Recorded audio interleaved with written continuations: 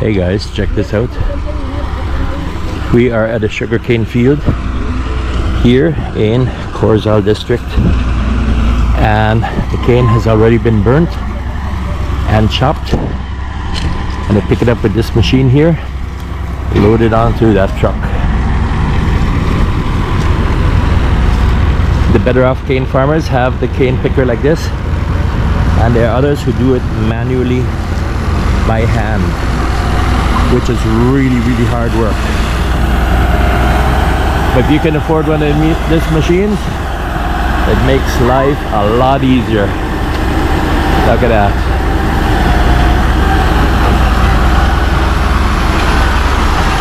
Look how he does that, guys. Hey!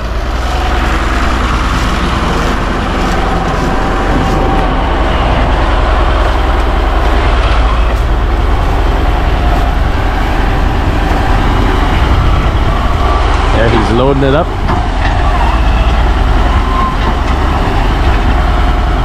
That's a tricky job. That is a really tricky job. If you do it wrong, everything falls down. Then you got to pile it up manual. You got these piles here. That was all done by hand, so the machine could pick it up. Okay, and there he got it. He got it safe. Pull away safely. And he is good. This is sugarcane farming here in Belize, in Corozal, Belize, northern Belize.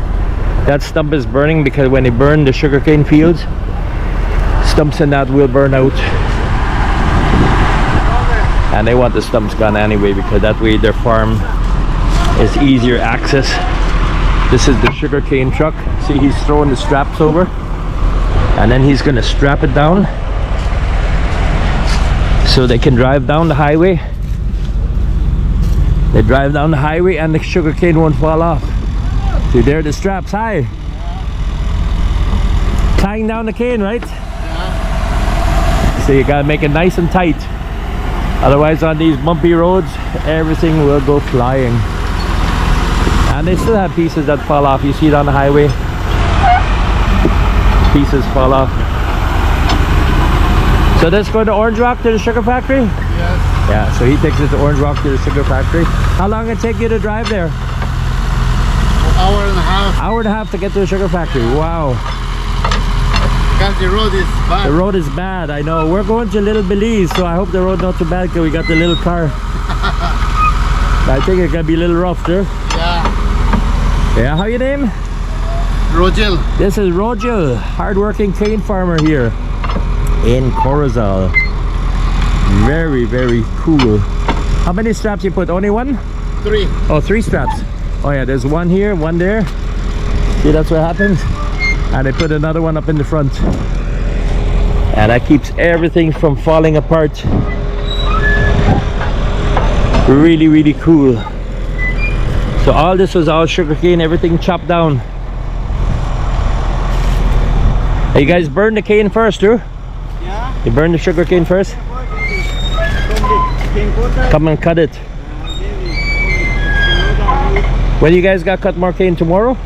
Yeah. No. Yeah. It will come. I cut tomorrow. Tomorrow? Maybe I come and cut cane with you guys. Okay. For only half an hour, 1 hour for the video, you know? Yeah. How your name? My name? Yeah. Florentino Bustillos. This is Florentino right here. You chop the cane too? Yeah. Yeah. Cool. A lot of work, right? Yeah. I bet. So see there, he got his other strap on. Got all tightened up. Wow. So now he has to maneuver out of here sin quedar metido en el lodo, ¿no? Tiene que ver cómo sale. He has to drive out of here very carefully, that he don't puncture his tire with these pointy sticks, and that he doesn't get stuck. And this is cane farming in Belize. They say they burnt down this field yesterday. They burned it down, and they chopped this morning. It was all cut by hand, and then they loaded up. They're lucky they got a hand machine loader. Makes it so much easier. Look at that. The jungle is back there. All this is sugarcane fields. After they burn the cane, you know why they burn the cane? They burn the cane because it makes it easier to load in that, because it's full of sharp leaves. The leaves, they will cut you, and it's full of snakes and other dangerous critters. So they burn it out. But when you burn the cane like that, you have to harvest it within a few days, or the sugar inside will go sour. So here the guy goes, and he's gonna drive for an hour and a half, he says, on a really bumpy road till he gets to the Orange Rock Town sugar factory, just outside of Orange Rock Town. I hope I'm not blocking his... No, I think he'll be able to make it. I think he'll be able to make it. That's a heavy load. They call load like this, they call it jarocho. That's when it's like overloaded on top.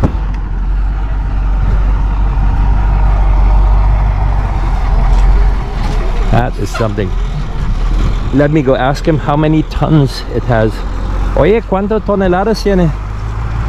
Ahorita como unos 15, 16. So that has 15 or 16 tons of sugarcane, guys. Wow. Está bien jarocho también, ¿no? Así le dije a la gente que se le dicen jarocho cuando está así. Sí, con la jarocho cuando lo cargan así con tu hombro. Oh, sí. Ah.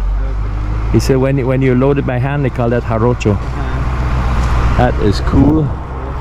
There's a guy selling bananas. I guess you harvest it here. Wow, look at the fire. Let me go talk to the banana guy. Sugarcane fields of Belize. Look at this here.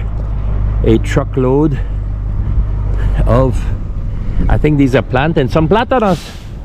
Truckload of plantains. Look at this. Yeah, when these get really, really ripe, you fry them. They're delicious. ¿Son tuyos? Sí, sí. Oh yeah, ¿dónde lo consigues? Tengo mi platanero. Oh, he says he has his plantain farm down the road. Go harvest it, lo llevas a donde el mercado. Lo tienen encargado para chips. Oh. Hacen chips también. So there's a factory that makes plantain chips, and they order them from him. Very, very cool. Wow, ¿cuántos racimos hay? Allá hay 2,000. 2,000 de esos. Oh, 2,000 de esos, Yeah. manos. Yeah, one Okay. by one. Yeah, they call this here a hand of bananas. Yeah, Se llaman por racimo. racimo. Ya, este es un racimo, ¿no? Oh, okay.